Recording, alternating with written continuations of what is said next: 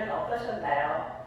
산소와 요구가 아무래도 좀 내용이 어렵죠. 심맥관계와 호흡기계는 학생들이 가장 어려워하는 파트 중에 하나랍니다. 이번 주도 지난주에 이어 계속 산소와 요구에 관련된 강의를 하도록 하겠습니다. 그럼 여러분들 졸지 마시고 열심히 들어주세요. 여러분 안녕하세요. 2주 강의는 지난주에 이어 산소과 2탄입니다. 본 강의에 들어가기에 앞서서 지난 시간에 배운 내용을 다소 길게 복습을 한번 해보도록 하겠습니다.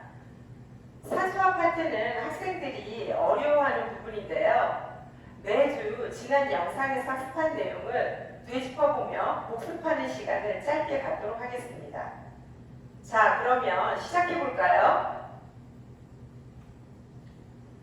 여러분, 한번 눈을 감고 지난주에 학습한 내용을 되살려 보시기 바랍니다. 여러분의 이해를 돕기 위해서 복습을 해야 할 시간이지만 꼼꼼하게 살펴보도록 할게요. 온라인 학습의 장점이 이런 부분인 것 같습니다. 호흡가스의 교환은 대기의 가스와 혈액 사이에서 일어난다고 했지요. 그리고 세포 대사 과정 동안 산소와 이산화탄소의 교환이 일어납니다. 후두, 기관지로 이루어진 기도, 에어웨이는 산소를 대기에서 폐포로 이동시키고 폐포에서는 이산화탄소와 산소의 교환이 일어납니다. 폐포의 모세혈관막을 통해 산소는 폐포에서 혈액으로, 이산화탄소는 혈액에서 폐포로 이동하는 거지요. 따라서 산소화의 중요한 세 가지 단계는 환기, 관류, 확산입니다. 지난 영상에서 정상 호흡의 조건으로 폐환기, 가스교환, 가스 운반에 대해서 말씀드렸습니다. 우리가 호흡기계의 해부학적 구조와 기능을 손상시키는 병에 걸리면 호흡이 변하는데요. 호흡 근육, 늑막강, 폐포 등은 환기, 관류, 가스 교환을 위해 필수적인 요소입니다. 여러분, 가스는 무엇에 의해서 이동한다고 했지요? 바로 압력 변화에 의해 폐의 안과 밖으로 이동합니다. 환기를 한번 살펴볼까요? 환기는 폐로 가스가 들어오고 나가는 과정입니다. 흡기 시에 주로 사용되는 근육은 횡격막입니다. 관류, 퍼퓨저는 산소와 혈색소가 결합한 산화혈액을 조직으로 보내고 조직에서 활리를 당한 환원된 혈액을 폐로 보내는 심혈관계 기능과 관련이 있어요. 확산은 강조했듯이 농도 차에 의해서 가스가 이동하는 것입니다. 계속해서 살펴보죠. 여러분, 건강한 사람의 호흡은 어떤가요? 지금 여러분 자신의 호흡을 한번 살펴보세요. 어때요? 우리는 건강하기 때문에 조용하고 최소한의 노력으로 호흡이 이루어집니다. 우리가 숨 쉴 때 어떤 힘을 들일 필요가 없어요. 그런데 우리가 숨을 쉬려면 에너지가 소모되는데 그때 소모되는 에너지의 양은 호흡의 수와 깊이, 폐 확장의 용이성, 폐 수능도, 지난 시간에 폐 확장에 대해서 이야기했었죠. 폐가 얼마나 잘 늘어나는가 하는 이야기입니다. 그리고 기도 저항력에 달려 있습니다. 폐 환기에서 흡기와 호기에 대해서 지난번에 말씀드렸었지요. 흡기, 즉 들숨은 대동맥의 화학 수용체에 의해서 자극되는 능동적 과정입니다. 호기는 근육 운동이 거의 요구되지 않아요. 폐의 탄력 반동에 따라 이루어지는 수동적인 과정이에요. 지난 영상에서 폐 확장과 폐 반동에 대해서 설명을 드렸습니다. 렁 컴플라이언스, 렁 리코일 다시 한번 살펴보세요.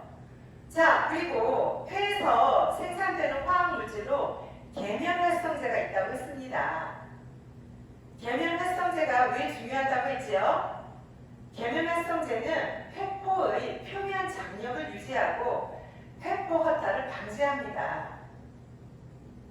그래서 COPD 환자, 한글로 이야기하면 만성 폐쇄성 폐질환 환자는 폐의 흉곽에 탄력 반동이 소실되어 있어서 호흡 운동을 자주 하게 됩니다. 보통 폐질환 대상자들은 계면 활성제 생산이 줄어들어 있어요. 그래서 무기폐가 생길 수 있습니다. 무기폐가 생기면 어떻게 된다고 했죠? 폐포가 협착되어서 정상적인 가스 교환을 못합니다. 또 지난 시간에 퇴축, 리트랙션에 대해서도 설명을 드렸었는데요. 호흡 보조 근육은 흡기, 즉 숨을 들이마시는 동안 폐의 용적을 증가시킵니다. 즉 숨을 들이마시면 폐가 늘어난다는 이야기지요. COPD 환자나 폐기종 환자는 폐의 용적을 넓히려고 보조 근육을 자주 사용합니다. 지난주 영상에서 퇴축이 심한 대상자가 숨쉬는 모습을 제가 잠깐 보여드렸었습니다. 기억나시나요? 호흡 보조 근육을 오랜 기간 사용하면 환기가 효과적으로 이루어지지 않고 쉽게 피로감을 느낍니다. 지난주에 제가 깜빡 잃어버려서 말씀을 못 드렸는데요. 잊어버렸다고 해야 되죠. 한글을 제가 정확히 사용해야 되는데, 흡기 시에는 우리가 이제 관찰할 수 있는 게 대상자의 쇄골, 클레비클이 올라간다면 호흡 피로, 공기 부족, 폐 팽창의 감소를 의심할 수 있습니다. 잘 기억해 주세요.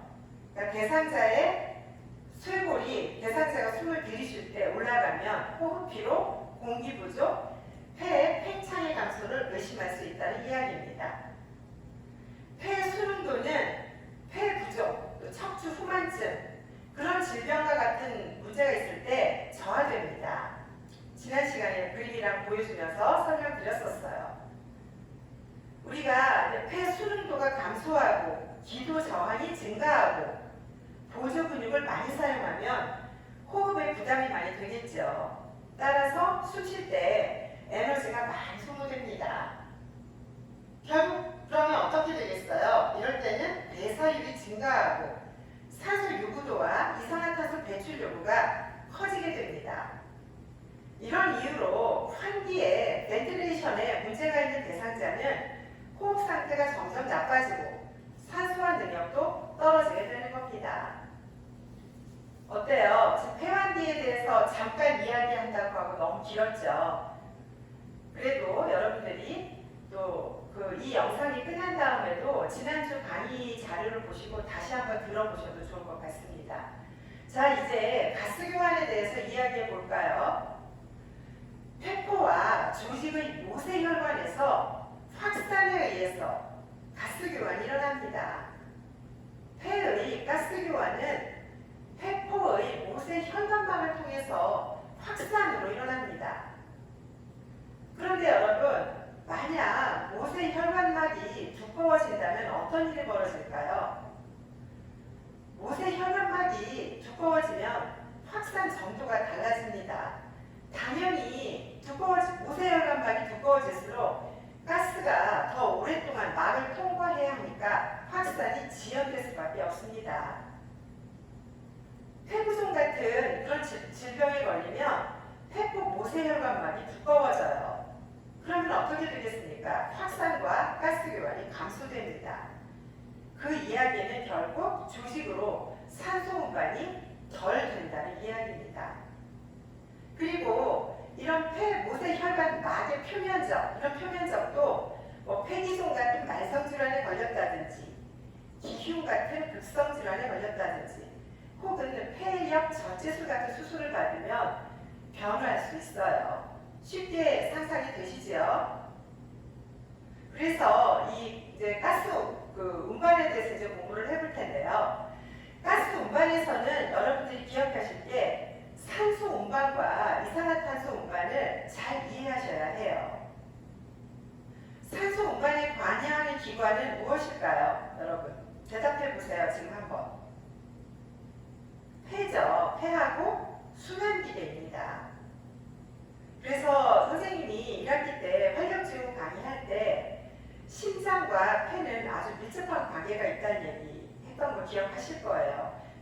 심맥관계와 호흡기계는 아주 관련성이 큽니다. 자, 산소 운반은 폐에 들어온 산소의 양, 즉 환기량이 되겠죠? 그리고 폐와 조직의 혈류량, 즉 관류를 의미하겠죠? 또 확산 정도, 산소 운반 능력에 달려 있습니다. 다시 한번 정리해 볼까요? 산소 운반은 폐에 들어온 산소의 양, 폐와 조직의 혈류량, 확산 정도, 산소 운반 능력에 달려 있어요. 특히 산소 운반 능력은 혈장에 용해되어 있는 산소의 양, 혈색소의 양, 산소와 결합하려고 하는 혈색소의 친밀도에 따라 달라집니다. 혈색소가 하는 일이 뭐죠, 여러분? 산소와 이산화탄소를 운반하는 일을 합니다. 지난주에 이 혈색소 이야기를 하면서 혈색소가 거의 대부분의 산소, 거의 97% 정도의 산소를 운반한다고 했어요. 혈색소와 산소가 결합하면 무엇이 되죠? 산화혈색소라고 했지요. 산화혈색소는 산소와 또 쉽게 이별도 잘합니다. 그렇기 때문에 조직에 산소를 공급할 수 있는 겁니다. 그러면 가스 운반에서 이산화탄소 운반을 한번 살펴볼까요? 이산화탄소는 당연히 세포의 대사산물이에요. 이산화탄소는 적혈구 안으로 확산되어서 탄산이라고 하는 것은 우리가 화학적 기호로 H2CO3로 표시합니다. 탄산의 형태로 빠르게 전환돼요. 이후에 탄산은 우리가 H+, 즉 수소이온 농도라고 하는 수소이온과 HCO3로 표시하는 중탄산 이온으로 분리됩니다. 자, 다시 정리해 볼게요. 이산화탄소는 세포의 대사산물인데 적혈구 내로 확산되어서 탄산 H2CO3의 형태로 빠르게 전환되고 그 이후에 수소이온 또 중탄산이온으로 분리된다는 이야기예요. 수소이온은 혈색소에 의해 완충되고 중탄산이온은 혈장으로 확산됩니다. 환원된 혈색소는 이산화탄소와 결합을 해요.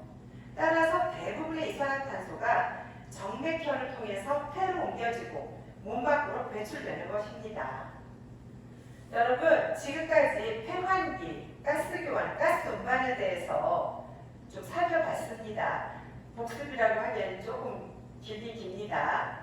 하지만 여러분들이 생리학을 많이 어려워하고 이 호흡기계 해부생리에 대해서는 계속 반복해서 학습하는 것이 도움이 되기 때문에 제가 좀 길게 말씀드렸습니다.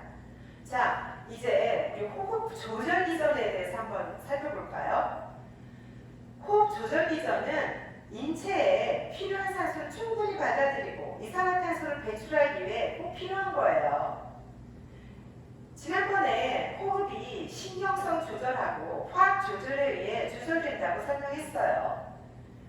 신경성 조절은 호흡 수, 깊이, 리듬을 조절하는 중추신경계를 포함합니다.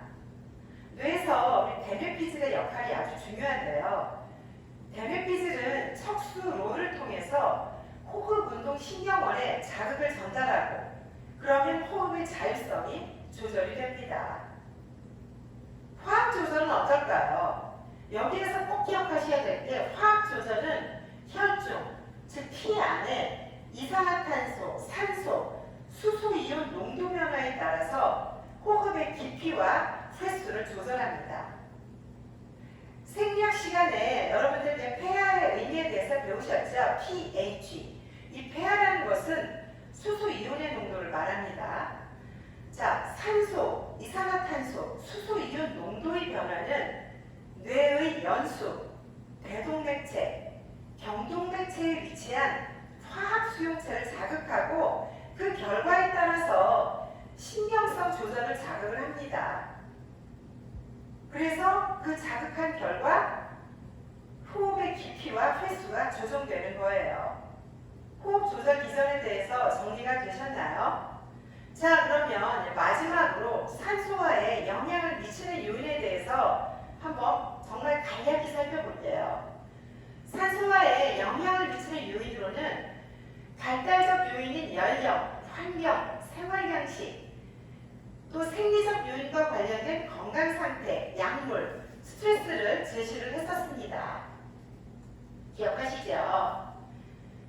연령 요인만 좀 언급해보면 영유아, 노인의 해부 생리학적 특성을 잘 기억하라고 했죠. 왜냐하면 이 발달 단계별 특성으로 인해서 호흡기계 감염 위험성이 아주 크기 때문에 그렇습니다. 그리고 건강 상태와 관련된 생리적 요인으로서 어떤 걸 설명했었죠? 산소 운반 능력의 감소, 흡입 산소 농도의 저하, 저혈량증, 대사율 증가에 대해서 언급을 했었습니다. 또한 흉벽 움직임에 영향을 미치는 상황으로 임신, 비만, 근골격계 기형, 외과적 손상, 신경근육계 질환 이런 것에 관련된 내용도 설명을 했었고요. 여러분 어떠셨습니까? 지난주에 공부했던 호흡 과정, 호흡 조절 기전, 산소와의 영향을 미치는 요인, 복습이라고 하기에 실제 수업처럼 제가 다시 좀 짚어드렸는데요. 산소화는 여러분들이 들어도 어려운 부분이에요.